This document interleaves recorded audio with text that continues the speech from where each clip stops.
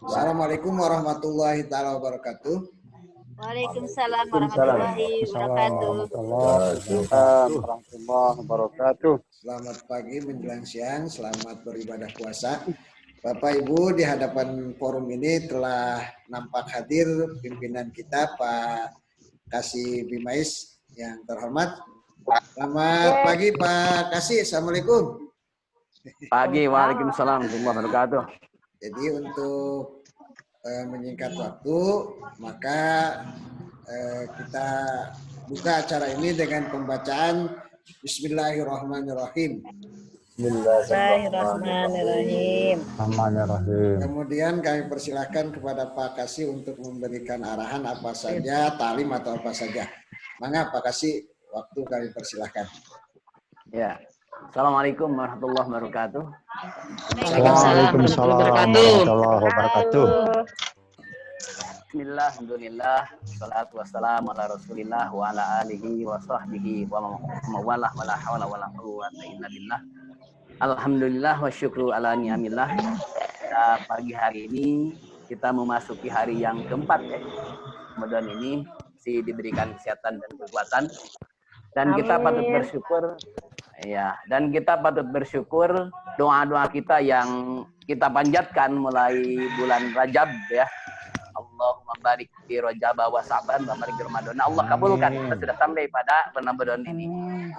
Tentu saja dengan dikabulkan doa ini kita bersyukur kepada Allah karena Allah telah memberikan kesempatan kepada kita untuk mengoptimalkan ya di bulan Ramadan ini dekatan kita pada Allah Subhanahu wa taala.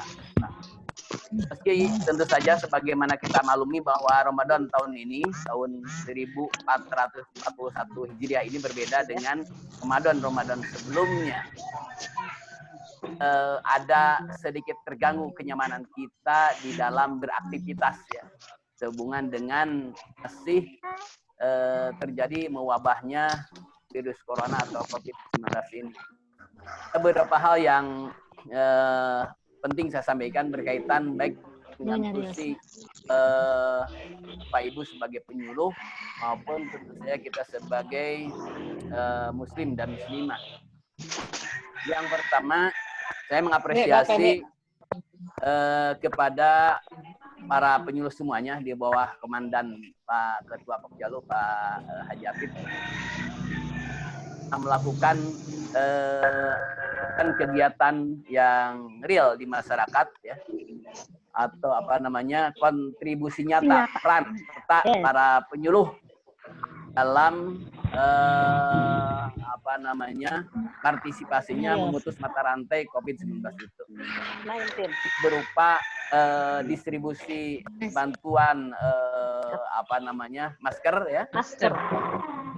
Kemudian juga bantuan penyemprotan ya. Yang saya kira masih ada waktu. Nah, ini partisipasi dari para penyuluh, momentum yang baik saya kira, dengan tidak perlu juga menunggu yang lain, tetapi inisiatif kita sebagai penyuluh tentu saja sekali lagi sebagai bentuk syukur kita di bulan Ramadan ini. Bagaimana kita ketahui para penyuluh juga sering disampaikan bahwa di bulan Ramadan ini Rasulullah lebih dermawan. Rasul itu dermawan, tetapi di bulan Ramadan ini lebih dermawan lagi, seperti angin yang angin ngahiliwir maknanya itu Semilir angin. Bahwa Rasulullah betul-betul sedekahnya menjadi lebih luar biasa. Walaupun di bulan Ramadan pun beliau itu sangat dermawan. Di bulan Ramadan ini lebih dermawan lagi.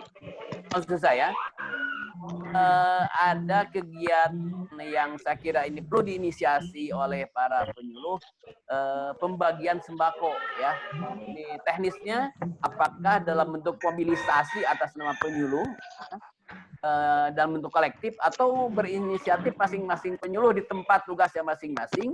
Terserah paketnya berapa paket nanti, mengajak juga institusi yang lain atau siapa saja, atau dengan bekerja sama dengan DKM di tempat tinggalnya masing-masing, baik DKM tingkat kecamatan maupun DKM di desa ya tempat dia tinggal, di dalam membantu meringankan beban masyarakat sebagaimana kita maklumi banyak masyarakat di sekitar kita yang biasanya melakukan aktivitas mencari maisah kehidupan sekarang ini kan mengalami kendala ya dengan situasi seperti ini, termasuk yang bertani ataupun yang berdagang. Oleh karena itu kita ini diberikan kelebihan harta untuk bagaimana kita ikut merasakan kesulitan kehidupan mereka. Ya. Kira ini salah satu usulan ya untuk bisa dimobilisasi oleh penyuluh. Kemudian juga jadi apa namanya, pertama saya mengapresiasi terhadap langkah-langkah yang sudah dilakukan, baik dalam dari aksi nyata dalam membagikan masker ataupun ikut melakukan penyemprotan, ataupun juga yang saya kira hampir seluruh penyuluh juga melakukan kampanye ya dalam bentuk video ataupun gambar-gambar itu ya. Seperti itu ya. Saya terima kasih ini dan ini cukup juga banyak diakui oleh penyuluh-penyuluh di tempat lain ya, termasuk juga oleh para pegawai. Ini yang juga disampaikan apresiasinya terhadap kreativitas dan inisiatif para penyuluh. Nah, usulan saya ini yang itu tadi, coba kita mobilisasi teknisnya apakah akan dikolektif sampai ke tingkat kabupaten kalau dimungkinkan. Tetapi kalau ada kendala-kendala nanti di dalam distribusi atau kendala di dalam mobilisasi pengumpulannya, bisa juga masing-masing penyuluh melakukan bantuan sembako itu di tempat asalnya masing-masing. Lagi bisa secara personal atau juga mengajak pengurus DKM tinggal Bapak untuk melakukan mobilisasi itu dalam rangka memanfaatkan momentum bulan Ramadan ini. Yang pertama. Yang kedua, kita para penyuluh juga, sebab bagaimanapun para penyuluh ini bagian KUA, juga ikuti tentang regulasi baik yang menyangkut Bapak dan Ibu penyuluh sendiri berkaitan dengan fungsinya. Ada surat yang terakhir ya, baik dari Menpan RB maupun dari petunjuk-petunjuk yang berkaitan dengan tugas-tugas keseharian kita. Kemudian juga yang harus berkaitan dengan layanan nikah. Secara teknis bukan kita Bapak, tapi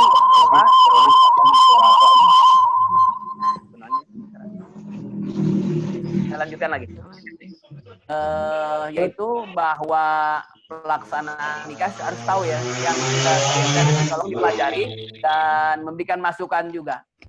Nah, kemudian untuk penyuluh Kecamatan Lengkong, karena Kepala KUA dan Satwanya di grup WA-nya tidak ada, ini tolong disampaikan ke Kepala KUA-nya ya tentang mekanisme pelayanan KUA tanggal 23.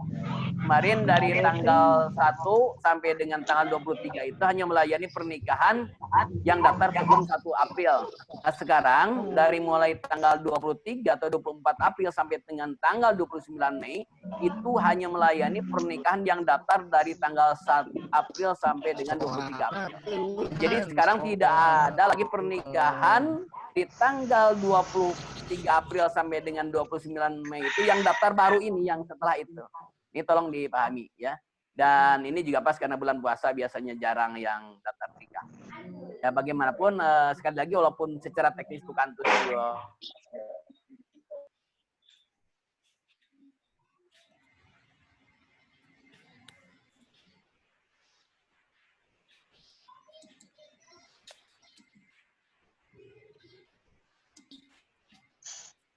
juga kalau tidak saya posting itu hasil rapat di Pendopo di mana Pak Bupati sudah menyampaikan tentang akan diberlakukannya PSBB Kota Sukabumi. Ya, ini harus menjadi perhatian kita bersama. Terutama juga sebagai dampaknya kecamatan-kecamatan yang berbatasan dengan Kota Sukabumi harus melakukan upaya-upaya, langkah-langkah berkaitan dengan akan diberlakukannya PSBB di Kota Sukabumi. Ya. Nah, langkah PSBB di kabupaten itu sebagai penyangga Kota Sukabumi yang pernah saya pasti itu 5 kecamatan ya, Kecamatan Cisaat, Kecamatan Gunung Buruh, Kecamatan Sukabumi, Kebon Pedes, dan Sukaraja. Ya. Ini tolong untuk segera berkoordinasi, melakukan langkah-langkah antisipasi di dalam menyikapi rencana pemberlakuan PSBB di Kota Sukabumi.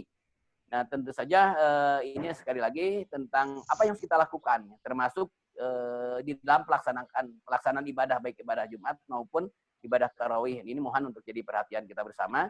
Meski tentu saja tetap harus juga diperhatikan kearifan sikap kita di dalam pelaksanaannya begitu. Itu yang penting saya kira yang perlu saya sampaikan berkaitan dengan tugas para penyuluh. Dan juga seperti juga pernah sampaikan oleh di Pak Marpaung ya. Ini tolong juga si EK-nya diisi yang mungkin dan bisa dilakukan melalui media daring. Terima kasih. Barangkali kalau ada yang mau bertanya silakan. Secara singkat itu saja yang perlu saya sampaikan. Assalamualaikum warahmatullahi wabarakatuh. Waalaikumsalam warahmatullahi wabarakatuh. Terima kasih Pak Kasih atas arahan-arahannya. Mungkin sebelum ke rekan-rekan ada yang perlu ingin saya tanyakan dulu ke Pak Kasih. Pertama mengenai jam kerja Pak Kasih, apakah selama WFH ini kita mengacu? Jadi bagaimana tentang jam kerja sementara di surat edaran Menteri Agama kan ada, nah aplikasinya kita bagaimana? Yang kedua, banyak yang bertanya ke saya tentang gugus tugas COVID-19 di Kemenag sendiri. Apakah ada semacam tim gugus tugas di Kemenag Kabupaten Sukabumi masalah COVID-19?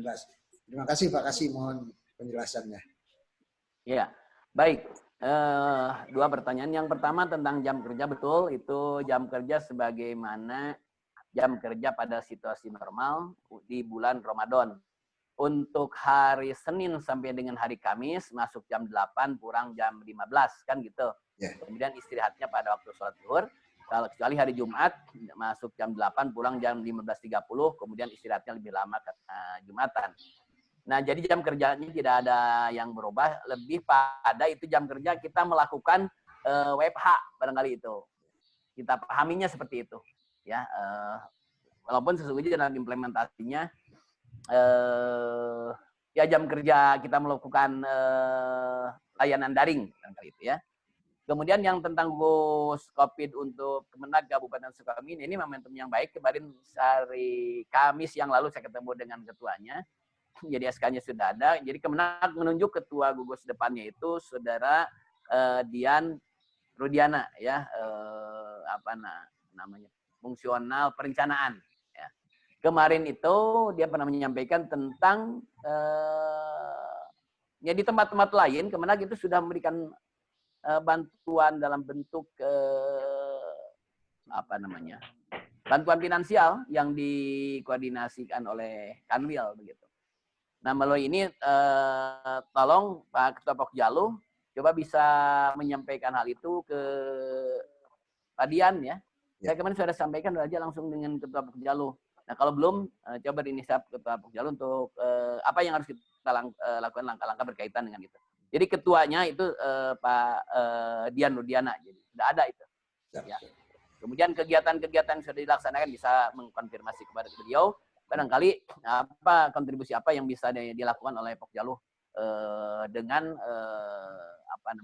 kegiatan gugus tugas COVID-19 di Kemenag. Kemudian satu lagi ini Pak Kasih.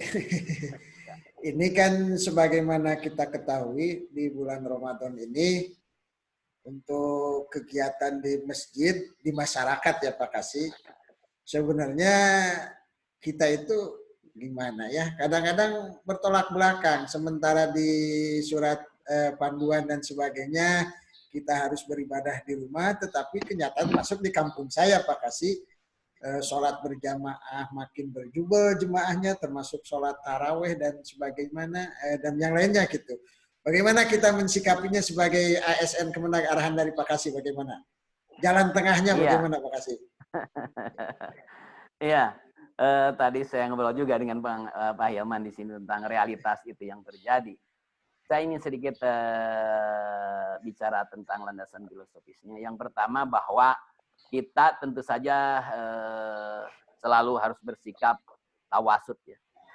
Khairul umur ausatuha, segala urusan itu yang bagus itu yang di tengah ya. Yang yang tidak pada satu sisi yang ekstrim.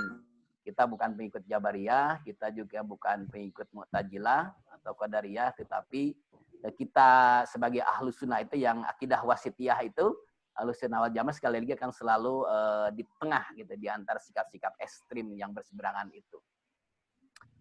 Ya, tawasudnya pertama kita memaksimalkan ikhtiar kita. Apa yang disebut dengan ikhtiar yang kita lakukan ini sebagaimana yang termaktub atau sebagaimana yang disampaikan di dalam surat edaran di agama. Itu saya kira upaya maksimal yang harus kita lakukan. Kemudian tentu saja kita tidak cukup hanya sekedar mengandalkan pada ikhtiar yang kita lakukan, tetapi tentu saja juga kita harus tawakal. Nah, bagaimana kita mengkonfigurasikan antara sikap fatalistik gitu terhadap Allah dengan ikhtiar yang kita lakukan. Nah, menyikapi itu saya kira semua kita sudah membaca baik fatwa MUI maupun fatwa yang dikeluarkan oleh masing-masing ormas Islam. Nah, wasitiyahnya pertama, bagi wilayah atau zona yang sudah zona merah, saya kira secara tegas kita memberlakukan sebagaimana yang diamanatkan oleh Menteri Agama. Artinya ya ibadah jama'inya ya dibatasi, jadi lebih pada ibadah-ibadah fardiyah saja masing-masing kita di rumahnya masing-masing. Ini terutama untuk yang di zona merah seperti di kota ataupun di kecamatan-kecamatan penyangga kota ya, kota Sukabumi. Yang 5 itu ya. Yang 5 itu tolong itu untuk segera berkoordinasi menyikapi itu dengan Muspika ya. Nah, kemudian yang di luar itu juga sementara ini jadi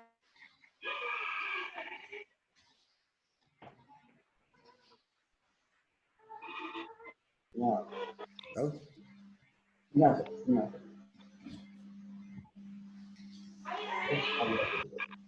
Masih? Tahu? Haji aja langsung. Makasih. Makasih, ada.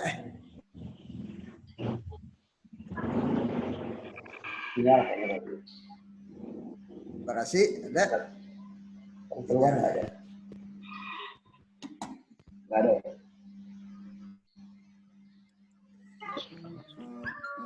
Putus. Putus menurut saya. Sinyalnya. Silakan Bapak Ibu, kalau ada yang ingin disampaikan kepada saya saja, silakan. Boleh saya. Nah, ya. Tuh, dulu. Tentukan nanti Haji. Siapa? Pak Haji. Ya, Pak Haji Budi. Salam. Ya, selama WFH saya tidak ke KUA. Terus ya rumah ada.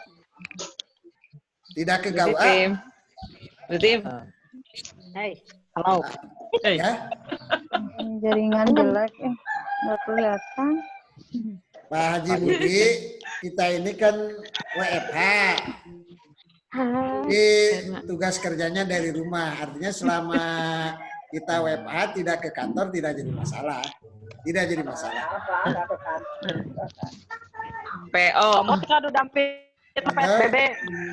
Yang lainnya silakan. Ini yang kaitan dengan yang dibicarakan Pak. Ji, menyikapi yang bakso sembako itu gimana?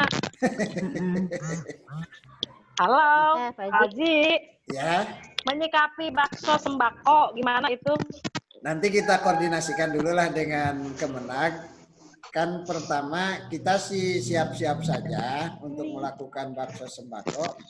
Tetapi kan masalahnya di anggaran biaya. Ah, itu. Di anggaran biaya. Kalau misalkan Bapak Ibu, kita kan biasanya tiap bulan itu ada potongan. Kalau misalkan umpamanya untuk bulan sekarang Bapak Ibu siap misalkan dipotong di kisaran 200.000, ya sehingga kita akan terakumulasi 12 juta, enggak. Tapi kalau tidak siap, saya tidak akan berani. Jadi Ya, budgetnya. budgetnya lah. Jangan dulu Pak Haji, itu mah terlalu besar. Oh iya, iya. Ya makanya Bos, Nyanyi, Pak karena Yud. udah Garut, kurang dah. makanya Yudi. alternatifnya kita melakukan pembagian sembako di wilayah kita masing-masing sajalah. Maksudnya kami masing-masing iya, kata betul. tangan dan sebagainya. Jadi tidak akan dikoordinir Pak oleh Haji, Pokjalu. Pak Japip, Dirjahnya, Pak Haji, Ya, ya, Pak Budi. Pak Haji. kalau bagus saat kita di masing-masing di tetangga kita, karena di tetangga kita juga ada orang-orang yang memang kekurangan, jadi kita coba gitu. Iya, Kan betul. token gitu ya. Wah, Pak Budi mah kahayang. Ada dana pribadi, meren bukan atas nama penyuluh atau Pokjalu kata Mak. Iya, pribadi. Masing aja gitu, Maya. Ulina. Lagi tuh ada aja. Lalu pasti ada lagi. Dana Pokjalunya enggak Masih nampak. solok jelek. Iya. Ada lagi. Ada lagi belum? Nyambung nggak bagian nggak? Ya, Pak Kasih. Benar, Pak. Halo? Nah, ya terima kasih. Kasih kayaknya mau ngasih arahan lagi Pak Ketum. Ya, Oke. silakan Pak Kasih.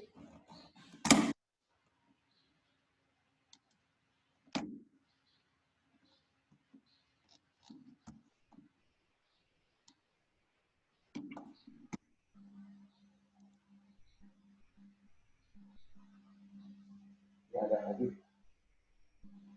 Jadi kalau begitu, Ya, saya menganjurkan masing-masing kita saja di tempat tugas kita. Jadi tidak atas nama penyuluh. Ya. Sesungguhnya bisa juga atas nama penyuluh bersama-sama dengan rekan-rekan teman-teman yang ada di KUA kalau dimungkinkan. Tetapi kalau tidak dimungkinkan karena